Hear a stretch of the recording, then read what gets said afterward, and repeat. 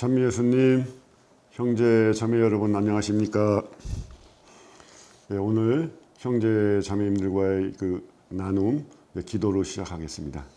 성부와 성자와 성령의 이름으로 하늘에 계신 우리 아버지, 아버지의 이름이 거룩히 빛나시며 아버지의 나라가 오시며 아버지의 뜻이 하늘에서와 같이 땅에서도 이루어지소서. 오늘 저희에게 일용할 양식을 주시고 저희에게 잘못한 일을 저희가 용서하오니 저희 죄를 용서하시고 저희를 유혹에 빠지지 않게 하시고 악에서 구하소서. 아멘. 성부와 성자와 성령의 이름으로 아멘. 네, 이제 아침 저녁 날씨가 이제 많이 차가워졌습니다. 오늘은 온 우리의 임금이신 우리 주 예수 그리스도 왕 대축일입니다. 이제 일주일 있으면 우리가 대림 시기를 맞고 이제 성탄을 바라보면서 이제 은혜로운 시간을 여러분도 저도 그렇게 보내야 하겠습니다. 예수님의 탄생을 우리가 맞이하면서 정말 주님을 기다리는 신자다운 그런 삶에 대해서 형제 자매님들과 함께 우리가 성서 말씀 또 우리들의 영적인 생활 함께 돌아보도록 하겠습니다.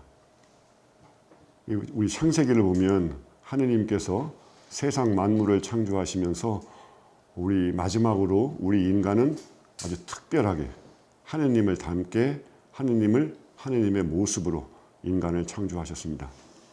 그러니까 자비로우신 하느님께서 우리 인간을 당신을 닮게 창조하시면서 우리 모두가 정말 하느님과 같이 정말 자비롭게 그렇게 우리도 살기를 하느님께서 원하셨습니다. 그 하느님께서 당신이 창조하신 모든 것을 또 우리 인간에게 맡기셨죠. 당신이 창조하신 모든 것을 다스려라 이렇게 또 말씀을 하셨습니다. 그래서 우리 인간은 태초에 하느님을 닮게 창조가 되면서 인간들 사이에 지극한 사랑으로 그리고 또 이 세상을 하느님 대신 돌보는 그러한 사람으로 우리 인간은 창조되었습니다. 그리고 그 인간이 정말 풍요롭게 살도록 에덴 동산에 아담과 하와를 두었습니다. 사람과 사람 사이에 얼마나 서로 사랑하면서 살아야 되는지 아담과 하와에 대해서 서로 알몸이면서도 부끄럽지 않았다고 그렇게 되어 있습니다. 그것은 단지 부부간에만 적용되는 이야기가 아니고 우리 모든 사람들이 서로의 속을 다 열어 보여도 부끄럽지 않을 만큼 서로를 알고 서로를 이해하고 사랑하도록 그렇게 창조되었다는 말씀입니다. 그런데 그 인간이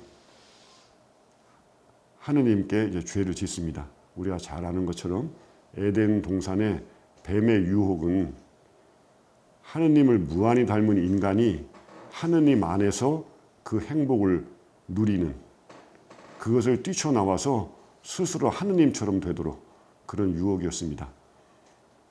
인간은 결국 그 유혹에 넘어갔습니다. 어쩌면 지금도 좀 힘이 있는 사람들은 이러한 욕심을 지금도 갖고 있을 수 있습니다. 그러한 인간이 에덴 동산에서 쫓겨나고 하느님은 당신을 닮게 창조한 인간을 구원하시기 위해서 우리가 잘 아는 것처럼 아브라함으로부터 시작을 해서 구원의 역사를 시작하셨습니다. 정말 무에서 창조하신 것처럼 아브라함으로부터 구원의 역사를 시작한 것도 무에서 창조했다고 할 수 있습니다. 왜냐하면 아브라함이 하느님의 부르심을 받을 때 나이가 75살, 부인 사레의 나이가 10살 아래 65살이었습니다. 인간적으로도 아이를 낳을 수 없는 그리고 유목민이기에 땅이 한 평도 없는 그런 조건의 사람을 불러서 하느님께서는 구원의 역사를 시작하셨습니다.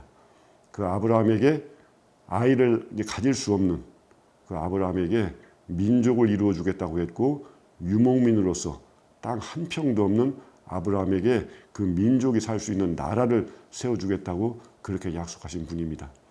요즘은 우리 신자 여러분들도 성경 공부를 많이 하시기 때문에 그 구원의 역사를 참 잘 알죠. 출애굽의 역사를 통해서 하느님은 당신의 역사를 이루셨습니다. 그 성경의 역사를 공부한 학자들의 그 연구에 따르면 아브라함을 불러서 그 약속을 이루어 주시기 시작하는 출애굽까지가 인간의 역사로 얘기하면 약 600년 정도의 시간이 흐른 시간입니다. 모세를 지도자로 해서 그 출애굽의 역사를 시작을 해서 가나안에 정착을 하고 하느님이 약속하신 대로 그 가나안에도 사실은 고대 사회에 어마어마한 문명이 있던 그런 땅입니다. 그 땅을 차지하고 다윗과 솔로몬의 그 시대를 거쳐서 이스라엘은 그 근동 지방에서 이름을 떨칠 정도의 위대한 민족으로 성장을 했습니다. 하느님은 당신의 약속을 이렇게 지키셨습니다. 그 땅에서 아브라함으로부터 시작을 해서 출애굽을 거쳐서 하느님이 이루어주신 약속의 땅, 그 땅은 이 지상에서의 하느님 나라나 마찬가지입니다. 온전히 하느님의 약속과 은총에 의해서 이루어진 땅이고 그것을 이스라엘 백성도 잘 알고 있습니다. 완전한 하느님의 나라는 나중에 우리가 지금 뭐라고 표현할 수 없는 예수님께서 약속하신 그 어떤 곳에서 이루어지겠지만 적어도 하느님의 약속을 당신이 그대로 이루어 주시고 당신의 은총의 역사를 이루어 주신 가나안 땅은 이 세상에서 하느님 나라와 같은 그런 모습을 갖고 있었습니다. 그런데 그 땅에서 이스라엘 백성은 시간이 지나가면서 야훼 하느님이 아닌 그 땅의 우상들을 섬기기 시작을 했습니다. 당신 백성을 아들, 딸, 자녀로 말씀하시기도 하고 당신이 남편이고 아내처럼 말씀하신 야훼 하느님께서 우상 숭배를 하는 이스라엘 백성에게 그 아내를 사랑하는 남편의 마음 아픈 그런 말처럼 너희들 왜 바람을 이렇게 피느냐고 그렇게 호소하기까지 했습니다. 그러나 이스라엘 백성은 잘 살면 잘 살수록 하느님으로부터 점점 멀어졌고 결국 이스라엘 백성은 그 땅을 잃어버리고 유배를 가게 됐습니다. 유배 기간을 거쳐서 돌아온 그 역사 역시도 이스라엘의 힘으로 이스라엘 백성의 힘으로 그 역사가 회복된 것이 아니라 예언자들을 통해서 그 땅을 회복시켜 주시겠다고 약속하신 그 말씀을 이루신 것이었습니다. 수십 년이 지난 뒤에 이스라엘 백성은 하느님의 또 다른 약속 그 말씀대로 다시 이스라엘 땅으로 돌아와서 새로운 나라를 건설했습니다. 거기에서도 이스라엘 백성은 하느님 뜻에 맞는 그런 나라를 건설하는 데 결국은 실패했습니다. 형제자매 여러분, 이것이 무엇을 의미하겠습니까? 아브라함부터 시작을 해서 이 지상의 하느님 나라와 같다고 할 수 있는 가나안 땅을 주었고 거기서 마음껏 살아보라고 이스라엘 백성에게 온갖 필요한 것을 다 제공해 주었고 거기에서 하느님께 등을 돌리고 살았던 백성에게 마음을 돌이킬 수 있는 기회로 유배의 그 고통의 시간을 주었고 거기서 돌아온 이스라엘 백성에게 다시 나라를 건설하라고 했지만 하느님 뜻에 맞는 나라를 세우는 데 실패했다는 것은 무엇을 의미하겠습니까? 결국 인간의 힘으로 하느님 뜻에 맞는 그런 세상을 건설할 수 없다는 것을 구약 성경은 증명한 것이나 마찬가지입니다. 결국 인간의 구원은 인간의 손에 달려있지 않고 그것은 또 하느님께서 해주셔야 될 일, 하느님 나라의 건설과 그 구원은 결국 또다시 우리가 하느님으로부터 선물로 받아야 되는 무상의 선물로 받아야 된다는 것을 구약 성경은 증명을 했습니다. 그 긴 시간을 지나서 세상을 창조하신 하느님께서 그 이 세상에 대한 책임을 마치 당신이 지듯이 세상 종말까지의 역사를 끌어가시는 하느님께서 그 종말까지의 역사를 당신이 책임지듯이 그 역사 안에서 인간이 지은 죄를 당신의 죄로 삼아주시기로 그렇게 결심을 하셨고 우리 인간의 죄를 당신의 죄로 지고 우리가 죽어야 될 그 죽음을 대신 죽으심으로써 우리가 죽어야 될 그런 힘을 우리에게서 전부 정화시켜준 그 역사를 하느님께서는 당신의 아들을 보내셨고 그 당신의 아들은 태초에 세상을 창조하신 말씀이셨습니다. 그래서 마태복음, 마르코복음, 루카복음은 하느님의 아들이 이 세상에 오셨다고 우리에게 그렇게 선포를 했고, 요한복음은 태초에 말씀이 사람이 되셔서 우리 가운데 오셨다고 그렇게 선포를 했습니다. 바로 우리는 이 주님, 예수님, 하느님의 아들, 또 말씀, 우리를 대신해서 우리를 위해서 죽으시고 그분의 죽음 때문에 우리가 죽지 않게 될 그 그리스도가 우리에게 필요합니다. 그 필요함을 아시는 하느님께서 당신의 아들을 이 세상에 보내주셨습니다. 그런 의미에서는 우리의 구원은 이미 이루어졌다고 말씀드릴 수 있습니다. 우리는 이미 2000년 전에 구원받았다. 어떻게 보면 태어나기도 전에 구원받았다는 이 말이 참으로 이상하게 들릴 수 있지만, 모든 사람을 구원할 그 역사를 이루시는 하느님 안에서는 바로 이 말도 가능합니다. 그래서 이미 그분은 오셨습니다. 오셨고 우리 구원을 위한 일을 완수하셨습니다. 그런데 우리는 매년 왜 대림절, 성탄절에 그런 장엄한 그러한 전례 시기를 가지면서 주님을 기다릴까요? 대림절은 첫째는 이 세상에 오셔서 우리를 구원하신 바로 하느님, 또 그 일을 직접 하신 예수님을 찬미하는 것, 찬미하면서 그분이 우리 안에서 사시도록 하는, 첫째는 그런 의미가 있고, 두 번째로는 지금 또 오셔야 될 주님이 또 사실은 계십니다. 그 말씀을 성경에서 보자면 이렇습니다. 여러분 잘 아시는 것처럼 창세기가 이 세상을 창조한 그런 말씀이라면, 요한묵시록은 세상 종말에 그 구원을 완성할 역사이지 않습니까? 그 요한묵시록에 보면 5장에 보면 이런 말씀이 있습니다. 요한묵시록 5장 1절에서 7절 말씀입니다. 조금 길지만 제가 봉독하도록 하겠습니다. 나는 어주와에 앉아 계신 분의 오른손에 안팎으로 글이 적힌 두루마리 하나가 들려있는 것을 보았습니다. 그 두루마리는 7번 봉인된 것이었습니다. 나는 또 큰 능력을 지닌 천사 하나가 큰 소리로 이 봉인을 뜯고 두루마리를 펴기에 합당한 자 누구인가 하고 외치는 것을 보았습니다. 그러나 하늘에도 땅 위에도 땅 아래에도 두루마리를 펴거나 그것을 들여다볼 수 있는 이가 하나도 없었습니다. 두루마리를 펴거나 그것을 들여다보기에 합당하다고 인정된 이가 아무도 없었기 때문에 나는 슬피 울었습니다. 그런데 원로 가운데 하나가 나에게 말하였습니다. 울지 마라. 보라, 유다 지파에서 난 사자, 곧 다윗의 뿌리가 승리하여 7 봉인을 뜯고 두루마리를 펼 수 있게 되었다. 나는 또 어자와 내 생명과 내 생물과 원로들 사이에 살해된 것처럼 보이는 어린 양이 서 있는 것을 보았습니다. 그 어린 양은 뿔이 7이고 눈이 7이셨습니다. 그 7 눈은 온 땅에 파견된 하느님의 7 영이십니다. 그 어린 양이 나오시어 어주와에 앉아 계신 분의 오른손에서 두루마리를 받으셨습니다.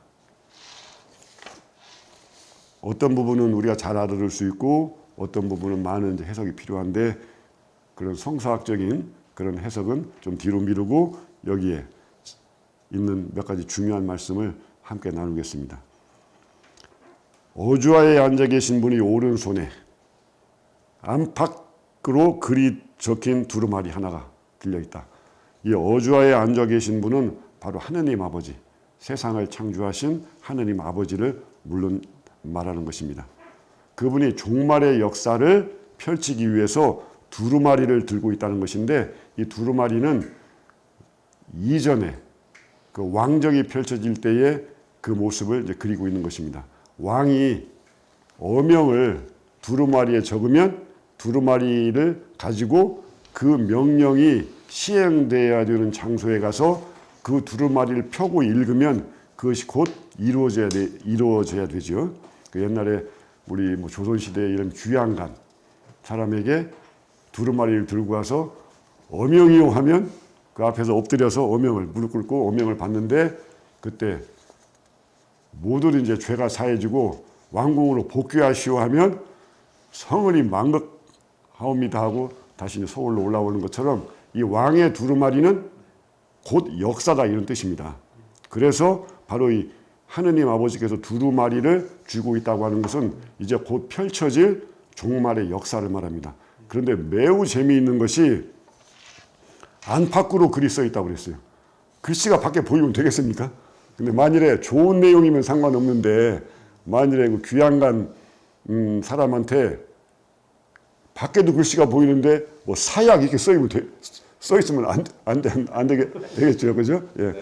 근데 이건 무슨 뜻이냐? 어명은 딱 보통 우리가 알고 있는 어명은 두루마리를 펴야만 안에 글씨가 있어야 되는데 밖으로 글씨가 보인다는 것은 종말의 역사가 이미 이루어졌다는 뜻입니다. 예수님의 십자가 위에서 우리의 종말의 역사는 사실상 이루어진 것. 그럼 안에 있는 글씨는 뭐냐? 지금부터 종말의 역사가 펼쳐져서 십자가상의 예수님의 역사가 우리 각자의 것이 되는 그 역사만 남아 있다는 뜻입니다. 그래서 안팎으로 글씨가 있다고 하는 것은 이제 그런 뜻입니다. 참으로 이 성서의 이 말이 왕의 어명이 담긴 두루마리를 표현하면서도 안팎으로 글씨가 있다는 그런 표상이 그 옛날 사람들이지만 정말 뛰어난 그런 표현이라고 읽을 때마다 이제 그런 생각이 듭니다. 그리고 그 다음에 이 종말의 역사니까 빨리 펼쳐져야 역사가 이제 완성이 되는 거죠.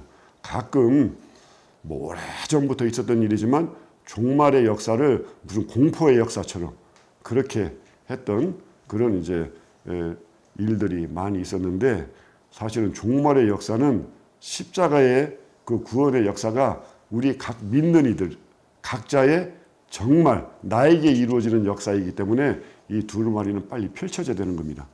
그래서 바로 이 요한복음을 쓴 사람, 이 사도는 빨리 저것이 펼쳐져야 된다는 것을 너무나 잘 알고 있습니다. 그리고 빨리 펼쳐져야 되는데 이 두루마리를 아무한테 주는 게 아니죠. 이 두루마리를 펼칠 만한 자격이 있는 사람에게 주는 건데 사방을 둘러봐도 저 거룩한 역사를 받을 사람이 눈에 보이지 않습니다. 그래서 슬피 울었다고 합니다. 누군가는 받아서 빨리 자격 있는 사람이 받아서 저걸 펼치고 종말의 역사가 이루어져야 되는데 자격 있는 사람이 안 보여서 슬피 울고 있으니 그 어주와에 앉아 계신 분 주위에 있는 그 원로들 가운데 한 사람이 말하자면 이렇게 말한 겁니다. 유다 지파에서 난 사자 다윗의 뿌리. 이건 구약 성서에 나오는 메시아를 이야기하는 겁니다. 다윗의 자손에서 메시아가 나온다는 건 우리 신자분 여러분도 잘 아시지 않습니까? 그러면서 마치 저기를 봐라. 저기에 유다 지파에서 난 사자, 그 다윗의 뿌리가 저기 있지 않느냐라고 말하는 것과 같습니다. 그리고 그래서 깜짝 놀라서 쳐다보니 이 몸에는 성경에는 살해된 것으로 보이는 어린 양. 그러니까 몸에는 죽음의 상처를 지녔는데 보이는 어린 양이 서 있다. 살아있다는 뜻입니다. 바로 이것이 요한복음의 참 신비로운 이야기인데 요한복음 처음으로 돌아가면 요한복음 1장 1절부터 18절까지는 우리 신자분들이 잘 알죠. 그 장엄한 역사.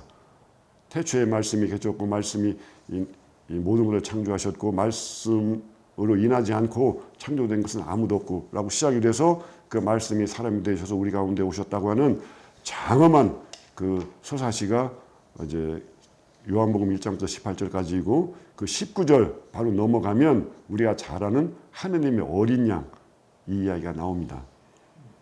그런데 하느님의 어린 양, 그러니까 그 세례자 요한이 예수님이 활동하시기 전에 세례자 요한이 예수님의 일을 준비를 하니까 예수님의 그 세례자 요한의 제자들이 많이 있었습니다. 그리고 세례자 요한은 그렇게 이야기를 했죠. 그분은 점점 커지셔야 되고 나는 점점 작아져야 된다. 결국은 예수님을 준비를 했고 예수님이 오시면 자기는 뒤로 물러나고 자기를 따르던 모든 사람들이 예수님을 이제 따라야 되니까 예수님이 나오시자 세례자 요한은 보라 세상의 죄를 없애시는 하느님의 어린 양이 저기 계신다 하고 세례자 요한의 제자들이 예수님을 따르기 시작을 해요. 굉장히 중요한 말씀입니다. 세상의 죄를 없애시는 하느님의 어린 양. 그분은 십자가상에서 우리를 대신해서 죽으심으로써 세상의 죄를 없애셨고 그래서 세상의 죄를 없애시는 분이시고 구약 성경에서 인간이 죄를 지었을 때 속죄 제물로 어린 양을 바쳤어요. 그런데 바로 우리를 위해서 죽으실 어린 양, 하느님이 준비하신 두 가지가 합쳐진 말이 세상의 죄를 없애시는 하느님의 어린 양이라는 그런 말씀입니다. 성경 전체를 통해서 가장 중요한 이 표현이 요한복음 2장부터는 한 번도 나타나지 않습니다. 그리고 요한복음 뒤에 가면 여러분들이 잘 아시는 토마스의 이야기. 예수님이 부활하셨다고 하니까 부활하신 예수님을 만난 제자들이 부활하신 예수님 만났다고 그러니까 토마스 사도가 뭐라고 그랬죠? 설마? 나는 그분의 상처에 내가 손 넣어봐야 믿지 못 믿겠다. 그렇게 했죠. 그랬더니 예수님이 그 뒤에 토마스 사도가 있을 때에 예수님이 나타나셔서 토마야라고 부르니까 그 목소리만 듣고도 토마는 주님의 음성만으로도 너무나 3년 동안 따라다니면서 예수님이 너무나 잘 알고 있기 때문에 토마야라고 불러주는 그 목소리만으로도 그분이 부활하신 예수님이라는 것을 알아서 그 자리에 엎드려서 나의 주님이라고 그렇게 고백을 하지 않았습니까? 그 예수님이 말한 대로 여기 상처에 손 넣어봐 했어요. 몸에 죽음의 상처를 지니고 있어요. 근데 살아계셔요. 그런데 요한복음에 처음에 뭐라고 했습니까? 하느님이 어린 양이라고 했어요. 바로 요한복음 앞부분에 나오는 어린 양과 부활하셔서 몸에 죽음의 상처를 지닌 그 예수님의 두 모습을 여러분들이 합쳐 보십시오. 몸에 죽음의 상처를 지닌 채로 살아계신 어린 양 아니겠습니까? 바로 요한묵시록에 바로 살해된 것처럼 보이는 어린 양, 바로 이 표현 하나가 요한복음 전체를 처음과 끝을 다 연결해서 요한복음 전체를 담고 종말의 역사를 시작하는 분이 바로 살해된 것처럼 보이는 어린 양이십니다. 이분이야말로 이 7절 마지막에 나오는 것처럼 그 어린 양이 나오시어 어주와에 앉아 계신 분이 오른손에서 두루마리를 받으셨습니다. 그리고 우리가 요한묵시록을 읽어보면 처음부터 거의 끝까지 종말의 역사를 이끌어 가시는 주체는 바로 이 두루마리를 받은 어린 양이 주체로 나옵니다.